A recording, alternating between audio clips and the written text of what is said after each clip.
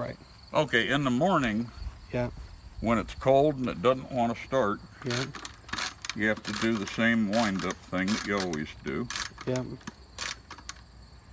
And then you have to put your thumb over this while you pull the lever. Is that what normally would have the cover on top of that carb? Yes, and I have that. Okay. And then after you see the gas dribble out, Yeah. that essentially choked it, and then you do the full throttle thing and it'll start up.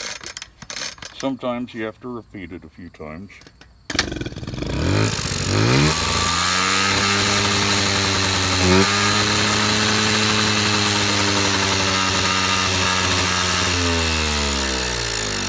Alright, so we were talking about replacing this carburetor and putting a new carb on here. Yep, you unscrew this and take it off.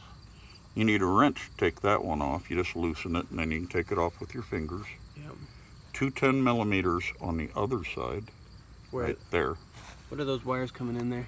Oh, those are just running next to it. One of them is a ground. Yeah. The rest of them are just sitting next to it. Right, so those... They're all color coded. If they come apart, just plug them back into the proper color.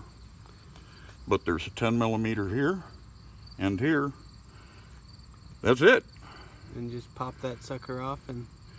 Throw it as far as you can and put the new one on. Alright. And the new one on eBay, including shipping, $55. And then they go up from there, they go all the way up to $150.